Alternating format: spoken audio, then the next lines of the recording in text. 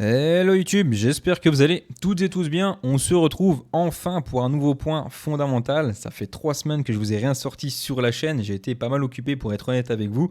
Enfin bref, trêve de bavardage. Je vous avais quitté en début janvier sur l'acceptation potentielle des ETF qui était imminente. Chose qui fut faite. La SEC a enfin approuvé, donné son feu vert au lancement des ETF. Ce fut assez laborieux, clairement. Depuis, on a eu un Bitcoin qui a retracé d'environ 15%. Il y a des choses à dire. J'ai vu énormément de bêtises, si je puis dire, sur les réseaux sociaux concernant les ETF. Donc là, l'objectif de cette vidéo, c'est aussi de vous donner des outils et des datas supplémentaires à prendre en considération avec vos analyses de marché, parce que les ETF feront partie maintenant du paysage, si je puis dire. Donc, il va falloir être assez vigilant. On commence sans plus attendre avec la première partie plutôt axée news économique. Il y a également beaucoup de choses à dire cette semaine parce que c'est la semaine qui clôture le mois de janvier et on démarre tout de suite avec le 30 janvier, donc mardi 30, avec l'annonce des JOLT, offres d'emploi. Donc c'est quoi? C'est un peu un sondage sur 16 400 établissements hors agriculture, recensant un petit peu l'offre d'emploi qui reste vacante, si je puis dire. Et là, effectivement, on est sur une pente décroissante depuis 2022. On a de moins en moins d'emplois qui sont créés. Force est de constater que post-Covid, on a dopé l'économie, on a imprimé énormément d'argent, on a eu des plans de relance énormes aux États-Unis. Donc on a eu une demande soudaine et une création d'offres d'emploi assez verticale pour derrière un petit peu payer les pots cassés et revenir à la normale. Donc à mon sens, rien d'inquiétant. On a même pas mal de monde de la tech qui se méfie un peu et qui anticipe les choses, où on a vu des licenciements dans le domaine du gaming, dans également des GAFAM comme du Facebook, du Apple ou autre.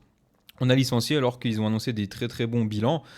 C'est plutôt par anticipation parce que l'économie ralentit malgré tout et qu'on a peur de se prendre vraiment une claque en plein cours, si je puis dire. Donc voilà, il faudra quand même à surveiller, mais on devrait être tranquillement sur une petite baisse, encore une fois, de cette offre d'emploi. On passe au mercredi 31. Là, attention, enfin, les taux directeurs de la Banque centrale américaine par notre cher Jérôme Powell. Pour rappel, les taux plafonnent à 5,5. Donc là, je vous remontre ça sur le CME Group, donc la bourse de Chicago, où on attend clairement pas de changement pour les annonces. Donc ça devrait être plutôt bien pour le marché si effectivement Jérôme Powell n'augmente pas les taux. On ne devrait pas avoir de volatilité sur le marché, ça devrait être drivé, je pense, par le marché. Donc, et reste de ce côté-là. En revanche, ce qui est intéressant, c'est que les anticipations pour le mois de mars ont évolué. Et là, on repasse un petit peu dans l'indécision avec un quasi 50-50. Donc ça a pas mal bougé. On était plutôt confiant pour le mois de mars. Là, on l'est beaucoup moins.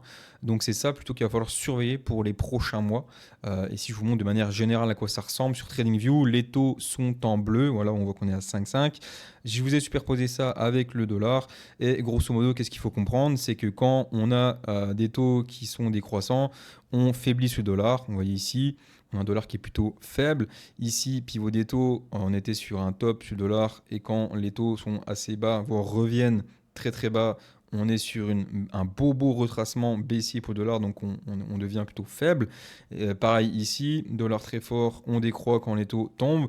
Donc on attend qu'effectivement les taux se retournent pour avoir un dollar qui faiblit. Et vu que le dollar est décorrélé avec le marché des actifs numériques et des actifs tout court, ça devrait être plutôt positif pour nos actifs.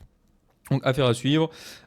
Pour le 1er février, donc ce jeudi, on a l'ISM Manufacturing aux États-Unis. Ça, pareil, en quelques mots, c'est un indicateur qui va concerner plutôt des données compilées auprès de responsables des achats et de l'approvisionnement dans tout le pays. Donc c'est plutôt la confiance des entreprises. Qu'est-ce qu'il faut comprendre? En 2 mots, sur TradingView, on a en bleu l'indice, d'accord, enfin l'indicateur plutôt. On est sur un énorme range, on a l'air d'être plutôt sur la borne plutôt basse et on est un peu comme pour les taux décorrélés au dollar. Quand l'indicateur est bas, on est plutôt haut sur le dollar et quand l'indicateur est haut, on est plutôt bas sur le dollar. Donc, ce qu'il faut suivre, c'est si on reste à plat ou si on monte. Si on monte, on devrait perdre en valeur sur le dollar, comme ça a l'air d'être le cas majoritairement du temps. Et c'est moi de ce genre de cas que je vais pouvoir regarder ces indicateurs. pour le 2 février, on aura l'annonce du taux de chômage aux États-Unis. Taux de chômage aux États-Unis qui devrait rester assez stable entre 3,7 et 3,8%. Donc vous voyez que ça fait clairement depuis 2022 qu'on est à plat. Donc c'est pas trop mal parce que comme on l'a vu avec les JOLTS, on a de moins en moins d'offres d'emploi ou de nouveaux emplois qui sont créés, mais pour autant on n'a pas non plus une hausse significative du taux de chômage, donc ça c'est assez intéressant, c'est que l'économie est assez résiliente je pense, et que c'est pas encore l'hécatombe, on a juste un ralentissement économique à mon humble avis. On va passer aux news crypto, mais juste avant, n'hésitez pas à vous abonner, lâcher un petit pouce bleu et un commentaire si ce genre de contenu vous plaît. Ça m'incitera à faire un peu plus de vidéos, d'être plus constant. Voilà. On passe à la partie crypto. J'en ai parlé un petit peu sur Telegram, mais on a eu un petit peu de surprise du côté de Ripple sur leur site directement dans la partie carrière pour les offres d'emploi. On a eu une nouvelle offre d'emploi concernant un potentiel directeur principal développement des affaires qui a été publiée dans les principales responsabilités du poste. On parle de piloter les initiatives ETF liées aux crypto-monnaies avec les équipes de trading internes et les prestataires concernés. Donc ça peut être assez sympathique. Pourquoi ? Parce qu'on sait que Ripple travaille énormément avec les institutions, sont sur des projets de CBDC, ont également fait une demande pour être coté en bourse comme Coinbase et que demain, ils pourraient lancer plus vite qu'on ne le pense, un ETF lié à leur crypto-monnaie Ripple, par exemple.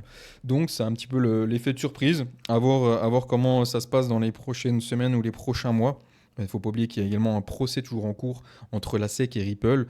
On devrait avoir des nouvelles, je pense, dans les quelques mois qui arrivent. On passe maintenant avec une petite news concernant Google.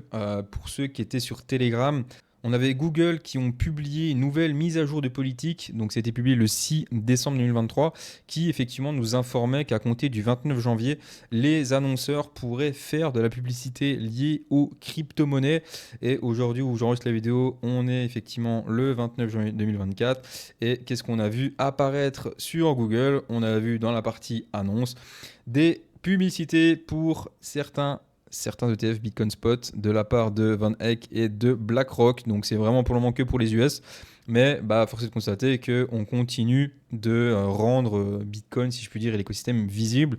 Est-ce que c'est bon ou mauvais signe ? Je ne saurais pas vous dire. Tout ce que je peux regarder, c'est qu'à plus on donne de l'attention à quelque chose, à plus ça fait l'effet inverse. Donc à voir, mais ça reste à mon sens positif pour le long terme d'avoir des fonds qui font des pubs. C'est ancré, on ne peut plus passer outre ça ou ignorer maintenant les choses, encore moins avec ce qui s'est produit durant ce mois de janvier. Je continue avec un gros chapitre, une grosse partie plutôt axée ETF. Donc ça, je vous ai ressorti un tableau de Bloomberg qui retrace les volumes des 12 derniers jours, depuis le lancement des ETF. Et c'est là où j'ai eu beaucoup de bêtises. On va prendre le tableau step by step avec déjà le total des volumes. On serait environ sur 24 milliards, quasiment 25 milliards de volume depuis 12 jours, avec effectivement la moitié qui est pris par le GBTC de Grayscale. C'est assez logique quand Grayscale on fait uniquement une conversion d'un ETF futur vers un ETF spot. Donc l'argent était déjà présent, si je puis dire. Autre chose derrière qui l'a fait beaucoup parler, c'est l'inflow et l'outflow, donc c'est le total flows. Et là, on voit quoi ? On voit qu'effectivement, Grayscale, depuis 11 jours, a perdu environ 5 milliards. Donc en fait, on a eu 5 milliards de sorties, donc d'outflow. Mais derrière, on voit quoi ? On voit que BlackRock avec son EBIT et Fidelity avec son FBTC ont récupéré 2 milliards 100 et 2 milliards quasiment pour l'autre. Et si on prend la somme de tous les ETF, on est plutôt sur une rentrée d'argent à hauteur de 750 millions. Malgré un outflow de 5 milliards, les ETF ont quand même apporté de la liquidité sur le marché. Okay, donc j'ai beaucoup vu et entendu dire que Grayscale vend tous les jours 500 millions. Oui, mais derrière, c'est racheté par les autres fonds. Vous allez me dire, mais pourquoi ? Parce que c'est assez simple à comprendre pour moi. Hein. Là, on est sur CoinGlass. D'ailleurs, je vous incite à aller voir parce qu'ils ont mis une nouvelle section un jour, qui c'est la section ETF. Et c'est simplement dû aux frais. Les frais qui sont assez conséquents pour le GBTC comparé aux autres fonds d'investissement. Je vous en avais parlé sur Telegram il y a un mois et demi environ, mais le GBTC a des frais à 1,5, tandis que tous les autres fonds sont plutôt sur des frais entre 0,25 et 0,30, 0,40, grand max. Donc à mon humble avis, les gens font quoi ? Ils vendent leur GBTC pour ceux qui en avaient et vont vers d'autres fonds. Moi, je ferai la même chose. Quand je peux avoir 4 fois moins de frais en allant ailleurs, pourquoi je me priverais? Donc pour moi, on assiste plus à une navigation des fonds entre ETF plutôt qu'à une sortie massive d'argent. Là, pour moi, la baisse du Bitcoin pourrait surtout être explicable par le fait que ce soit des baleines et des retails qui sont en train de vendre sur le marché, mais pas les fonds d'investissement. C'est ce qui en tout cas me laisse comprendre ce genre de données. Mais ça peut être assez cohérent avec les propos que je vous donne. Derrière, je vais un peu approfondir le sujet avec un site, c'est cadeau, ça c'est The Block. Les amis, ça va être super intéressant pour justement suivre les datas des ETF. Et là, vous avez pareil le spot Bitcoin ETF Flows, vous pouvez agrandir un petit peu. Et effectivement, on peut constater que tous les jours, on a des grosses sorties du GBTC. Là, on voit moins 484 millions, mais on voit que EBIT, donc de BlackRock, a pris 386 millions. Le Fidélité 200 millions, etc. Et on voit que tous les jours c'est un peu ça, mais que la balance reste positive. D'accord, là on voit qu'on a moins 590 millions et en total on a eu plus 623 millions. Donc au final on a eu une rentrée d'argent malgré la vente de Grayscale. Et ainsi de suite, de jour en jour. Donc ça, c'est déjà pour justifier ce que je vous disais. Et secondo, on a également la part de marché que détient chaque ETF. Et on voit que le GBTC est passé de 50% le 11 janvier à 39% le 26. Et derrière, à qui profite le crime, si je puis dire? Bah, écoutez, c'est BlackRock qui rafle des parts de marché. C'est également Fidélité qui rafle des parts de marché parce qu'ils ont des frais bien plus intéressants pour les gros de ce monde. Vous avez pas mal d'autres choses pour ceux qui sont curieux et qui vont vouloir aller chercher par eux-mêmes. Donc clairement, The Block, les amis, à prendre en considération dans vos analyses futures. Autre chose, maintenant on se retrouve sur Akram. Je continue encore sur les ETF, mais c'est pour vraiment faire un gros tour parce qu'il y a beaucoup de choses à dire. Et là, Akram, c'est un site qui travaille avec l'IA qui va pouvoir un petit peu regrouper les différents wallets et adresses des fonds. D'accord, donc c'était trouvé par l'algorithme. Et effectivement, là, c'est directement via la blockchain, d'accord? Donc tout est transparent, tout est vérifiable, si je puis dire. Et là, on a ce même genre d'informations où on voit que le 1er janvier 2024, effectivement, Grayscale détenait environ pour 33 milliards d'assets avec 624 000 bitcoins pour une valeur de 26 milliards et que le 29 janvier, on n'est plus que sur une valorisation à 28 milliards et d'ailleurs on voit qu'on n'a plus que 500 000 bitcoins. C'est déjà énorme, mais on a perdu 110 000 bitcoins de la part de Grayscale. Là, on le voit encore mieux sur la balance history où depuis le lancement, Grayscale perd des parts de marché. On peut voir les transactions à Coinbase, etc. pour les plus curieux.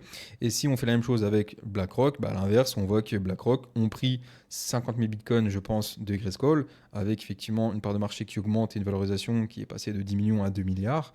Et il y a la même chose pour le fonds Fidélité, qui lui a récupéré 43 000 bitcoins, et qui est passé de zéro, entre guillemets, à quasiment 2 milliards aujourd'hui d'actifs Bitcoin sous gestion. C'est la même chose, on peut voir les transactions grâce à la blockchain et ça c'est plutôt intéressant pareil pour vraiment vérifier ce que vous allez voir sur les réseaux sociaux ou n'importe et comprendre un peu les mouvements des fonds. Je pense que ça va être amélioré au fur et à mesure du temps et des semaines, ça reste nouveau, donc il y a des choses peut-être qui vont bouger, mais clairement ces deux sites-là seront à prendre en considération pour vos analyses. J'ai terminé sur les ETF. Donc là, on passe rapidement sur TradingView. On est sur la charte du Bitcoin CME Group, donc de la bourse de Chicago. Et souvenez-vous, j'embête souvent avec les gaps qui sont des impuretés sur le marché, si je puis dire. Et force est de constater que depuis qu'on avait parlé des gaps, c'était ici. On est venu combler 100% du gap avec une clôture parfaite. Derrière, on est reparti à la hausse. On avait eu un autre gap ici qui a été comblé, pareil, quasiment à la perfection avant d'avoir un mouvement vers le bas. Et on avait recréé un gap, on en avait déjà parlé ensemble, autour des 39 400 en moyenne. Et on est venu le combler, pareil, à 100%. Là, on voit qu'on est passé en dessous, mais vous mettez en daily. Vous voyez que la clôture daily, de bougie à bougie, elle est parfaite. C'est une précision extrême. Et on est venu combler pour rebondir temporairement sur le cours du Bitcoin.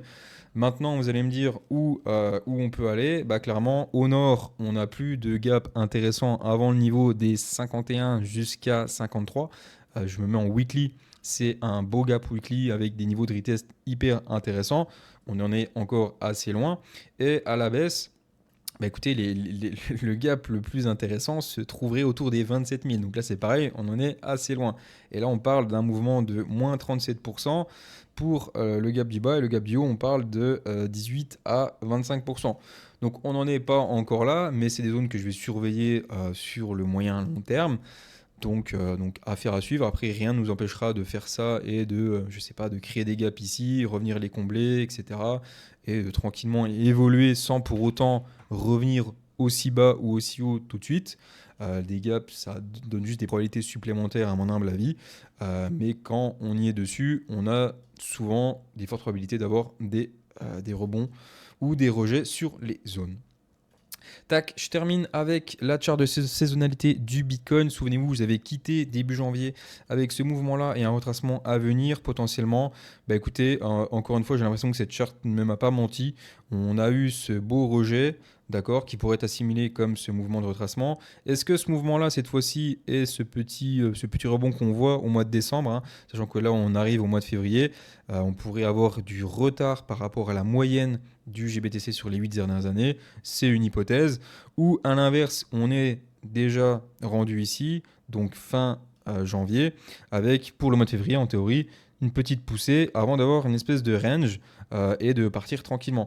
Donc ça, c'est le genre de scénario que je pourrais assez apprécier. Pourquoi ? Parce que de ce que je peux lire sur les différents réseaux sociaux, les gens, quand je dis les gens, c'est en tout cas les chaînes YouTube, les comptes Twitter ou autres, s'attendent soit effectivement à des retests à 36 ou des retests bien plus bas du style à 30 000 sur des niveaux qui pourraient être intéressants graphiquement. Là, je vous fais juste une analyse assez simpliste, sans mettre de niveau de Fibo, etc.